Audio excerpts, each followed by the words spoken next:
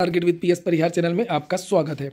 आइए शुरू करते हैं और देख लेते हैं कि आज के समाचार पत्रों में विद्यार्थी जीवन से संबंधित कौन कौन सी सूचनाएं हैं। तो वीडियो को जल्दी से लाइक कर दें, शेयर कर दें और जिन छात्रों ने चैनल को अभी भी सब्सक्राइब न किया हो तो जल्दी से सब्सक्राइब कर लें ताकि आप लोगों को इसी प्रकार की ऑथेंटिक अपडेट से सबसे पहले मिलती रहे। चलिए शुरू करते हैं। बात कर लेते हैं स्वामी विवेकानंद सुभारती विश्वविद्यालय, जिसके बारे में मैंने आप लोगों को पहले भी जानकारी दी थी कि यहाँ पर एडमिशन की प्रक्रिया चल रही है। खासतौर से बीलिब और एमलिब लाइब्रेरी साइंस का जो कोर्स होता है उसके बारे में मैंने जानकारी दी थी आप लोगों को। तो इसका जो परीक्षा का जो शेड्यूल है वो जारी कर दिया गया। यहाँ पर आप लोग देख सकते हैं लिखा हुआ centre of distance and online education. ये डिस्टेंस वाला जो इनका विभाग है उसकी बात यहाँ पर की गई है। Approved by DEB of UGC. और नीचे यहाँ पर ये जो परीक्षाएं शुरू हो रही हैं ये 23 जनवरी से ये परीक्षाएं शुरू हो रही हैं। और सबसे बड़ी बात ये है कि यहाँ पर किसी भी कोर्स के लिए, चाहे वो बीलिब एमलिब का कोर्स हो, लाइब्रेरियन कोर्स हो या अन्य कोर्स हो, आप लोग अभी भी एडमिशन ले सकते हैं और 23 तारीख वाली जो परीक्षा हो रही है इसमें भाग ले सकते हैं। और सबसे बड़ी बात यह कि आप लोगों का जो रिजल्ट है वो फरवरी में आ जाएगा। और यहाँ पर वैसे तो कई सारे एडमिशन इस समय चल रहे हैं, चाहे वो बीए हो, चाहे वो एमए हो।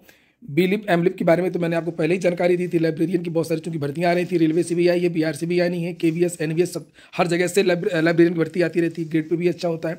उसके बाद में बीबीए एमबीए का भी कोर्स है, बीकॉम एमकॉम का भी कोर्स है, यहाँ पर ये देख सकते हैं। और अधिक जानकारी अगर आपको चाहिए इस कोर्स से संबंधित, इसके लिए मैंने एक नंबर भी आप लोगों को बताया था 6393300364। यहाँ से आप लोगों को पूरी जानकारी मिल जाएगी कि आप लोगों को क्या क्या सुविधा मिलेगी, किस तरीके से आपका एडमिशन होगा, कब आपका रिजल्ट आ जाएगा। और इसकी सबसे बड़ी खासियत यही है कि अगर आप लोग कहीं पर भी कोई भी कोर्स कर रहे हैं, रेगुलर बीए एमए कुछ भी, तो आप लोग उसके साथ में ये कोर्स कर सकते हैं क्योंकि ये डिस्टेंस लर्निंग का कोर्स है। और यूजीसी ने गाइडलाइन जारी भी किया है इस साल से कि कोई भी विद्यार्थी एक कोर्स रेगुलर कर सकता है और एक कोर्स दूरस्थ से कर सकता है। और दोनों डिग्री मान्य होंगी, दोनों डिग्री को एक जगह भी आप लोग लगा सकते हैं। एक बात और कि यहाँ पर दोनों सेमेस्टर की जो परीक्षाएं आपकी एक साथ हो जाएंगी।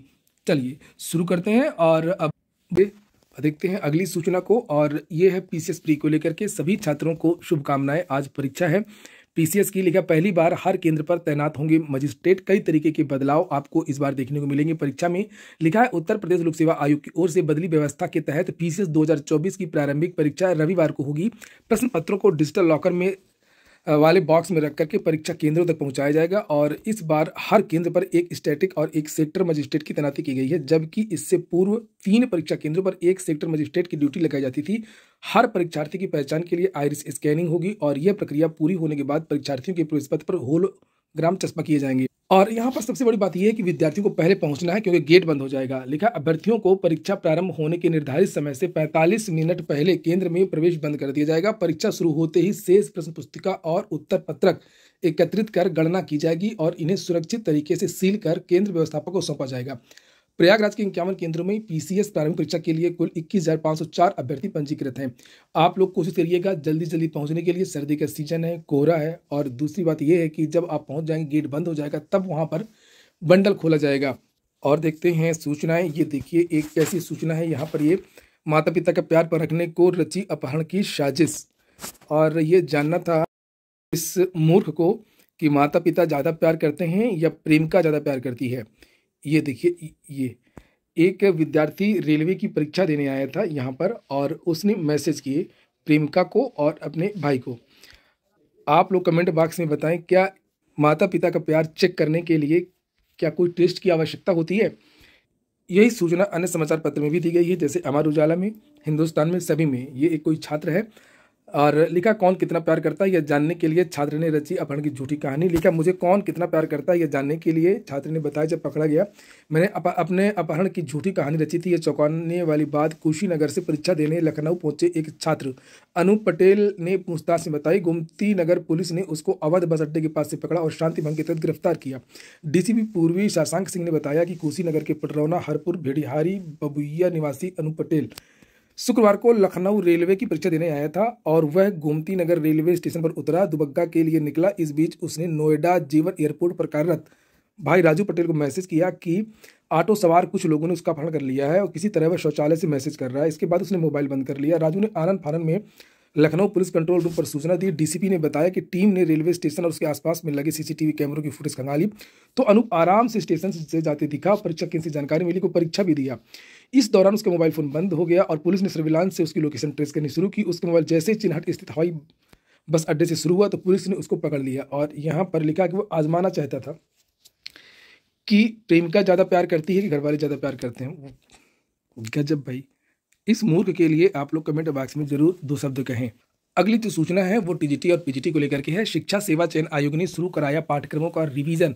आगामी शिक्षक भर्तियों के मद्देनजर उत्तर प्रदेश शिक्षा सेवा चयन आयोग ने विशेषज्ञों के माध्यम से यह परीक्षा से संबंधित पाठ्यक्रमों का रिवीजन शुरू करा दिया है। आयोग को प्राइमरी से माध्यमिक व उच्च शिक्षा तक भर्ती की प्रक्रिया पूरी करनी है। ऐसे में व्यापक स्तर पर पाठ्यक्रम का रिवीजन कराया जा रहा है। अपने गठन के बाद उत्तर प्रदेश शिक्षा सेवा चयन आयोग ने कुछ अधूरी भर्तियों के इंटरव्यू तो कराए हैं, लेकिन अभी तक किसी भर्ती के लिए लिखित परीक्षा का आयोजन नहीं किया है। आयोग पहली बार लिखित परीक्षा 16 और 17 फरवरी को आयोजित करेगा असिस्टेंट प्रोफेसर की, और इसके बाद आयोग अप्रैल में टीजीटी पीजीटी के 4163 पदों पर भर्ती के लिए लिखित परीक्षा कराने की तैयारी में है। आयोग के सूत्रों के अनुसार इन दोनों भर्तियों के लिए भी पाठ्यक्रमों का रिवीजन कराया जा रहा है, और इसके अलावा आयोग परिषदीय प्राथमिक विद्यालयों, अल्पसंख्यक महाविद्यालयों, अटल आवासीय विद्यालयों में भी शिक्षक भर्ती की जो प्रक्रिया वो शुरू करेगा। आयोग के सूत्रों का यह कहना है कि नई शिक्षक भर्ती के लिए नए सिरे से पाठ्यक्रम तैयार करने की प्रक्रिया भी शुरू करा दी गई है। नई भर्तियों की भी तैयारियां शिक्षा सेवा चयन आयोग कर रहा है, लेकिन ये उस पर डिपेंड करेगा कि किन विभागों से कितने पद भर्ती के लिए आते हैं। इसमें एक बात और नहीं लिखी है। जब मैं गया था शिक्षा सेवा चयन आयोग और अधिकारियों से बात हुई थी, खासतौर से सचिव जी से, तो उन्होंने ये कहा था कि सभी विभागों की एक मीटिंग इसी महीने अंत में होनी है, शायद 27 या 27 तारीख को होगी, और उसमें किन किन विभागों से अध्याचन क्यों नहीं आ पा रहे हैं, किस तरीके से जल्दी अध्याचन आए और किस तरीके से भर्तियां हों, इसको लेकर के एक बैठक भी होनी है। तो इसी बैठक से काफ़ी कुछ जो स्थिति है वो साफ होगी। मेरा चैनल खुद ही आपको सबसे पहले जानकारी देगा कि किस किस विभाग से अध्याचन आएंगे या आ गए हैं या आने वाले हैं, और किन किन विभागों में नई भर्तियां हो सकती हैं। तो थोड़ा सा इंतजार करना होगा मीटिंग का। हाई कोर्ट में शीतकालीन अवकाश शुरू हो गया है। 2 जनवरी से होगा अदालती कामकाज। इलाहाबाद हाई कोर्ट में शनिवार से शीतकालीन अवकाश शुरू हो गया है। अब कोर्ट में 2 जनवरी से कामकाज होगा। हाई कोर्ट के आधिकारिक कैलेंडर के मुताबिक 23 दिसंबर से शीतकालीन अवकाश शुरू होगा, लेकिन वर्ष 2024 का अदालती कामकाज शुक्रवार को पूरा हो गया है। शनिवार को केवल कार्यालय से जुड़े कामकाज हुए। हालांकि हाईकोर्ट बार एसोसिएशन की ओर से संचालित फोटो आइडेंटिटी सेंटर 24 दिसंबर तक खुला रहेगा। बीपीएससी टीआरई 3 का जो काउंसलिंग का शेड्यूल है वो कल जारी हो गया। लिखा है कि तृतीय चरण के स्कूल शिक्षकों की काउंसलिंग 9 से 16 तक होगी। परिषदीय स्कूलों में छमाही का कार्यक्रम बदल गया है। लिखा है कि उत्तर प्रदेश बेसिक शिक्षा परिषद द्वारा संचालित प्राथमिक और उच्च प्राथमिक विद्यालयों के छमाही परीक्षा कार्यक्रम में बदलाव किया गया है। हालांकि छमाही परीक्षाएं पहले ही हो जानी चाहिए, लेकिन निपुण असेसमेंट टेस्ट का आयोजन 25 से 30 नवंबर तक आयोजित किया गया। इसके साथ ही परख राष्ट्रीय सर्वेक्षण 2024 शिक्षा मंत्रालय और परख एनसीईआरटी के तत्वाधान में 4 दिसंबर को विद्यार्थियों के अधिगम स्तर का मूल्यांकन किया गया है। लिखा हुआ है कि छमाही गृह परीक्षा का आयोजन 23 से लेकर के 28 दिसंबर तक किया जाएगा, जबकि 29 को मूल्यांकन किया जाएगा और 30 को परीक्षाफल वितरण किया जाएगा। लखनऊ विश्वविद्यालय में भी मुफ्त ऑनलाइन पाठ्यक्रम शुरू हो गया है।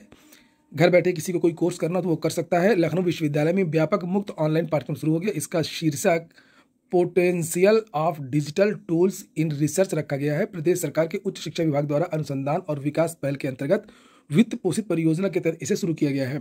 जलकल संस्थानों में भर्ती होंगे कर्मचारी। राज्य सरकार शहरों में दूषित जलापूर्ति की समस्या के समाधान के लिए जल्द ही उचित कदम उठाने जा रही है, और इसके लिए प्रदेश के सभी जलकल संस्थानों में जरूरत के आधार पर कर्मियों को रखा जाएगा। यह आकलन कराया जाएगा कि आबादी के आधार पर कितने कर्मियों की जरूरत है। इसके आधार पर नए पद सृजित किए जाएंगे।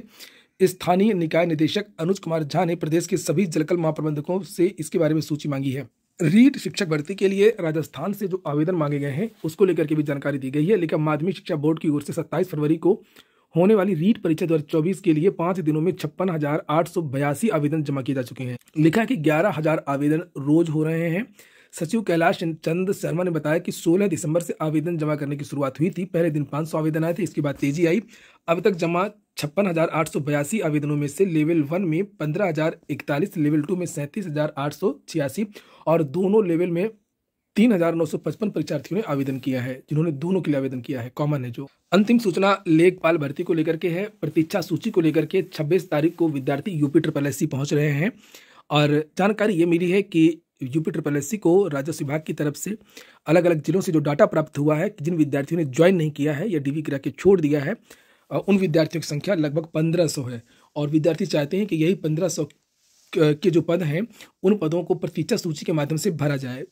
और यूपी आनाकानी करता है, उसकी सोच नहीं है कि प्रतीक्षा सूची जारी की जाए किसी भर्ती को लेकर के, और विद्यार्थी दबाव बना रहे हैं। विद्यार्थी ने इसके पहले बहुत बड़ा आंदोलन किया, प्रदर्शन किया, अधिकारियों नेताओं से मिले, और यही विद्यार्थियों का दबाव था जिसकी वजह से ये जो रिक्त पदों का जो विवरण है वो यूपी पहुंच गया और राजस्व परिषद ने भेज भी दिया। अब प्रतीक्षा सूची जारी कराने को लेकर के जो विद्यार्थी हैं वो UPSSC 26 तारीख को पहुंच रहे हैं। अगर आप लोग चाहते हैं कि UPSSC प्रतीक्षा सूची जारी करे तो आप लोग 26 दिसंबर को UPSSC पहुंच सकते हैं।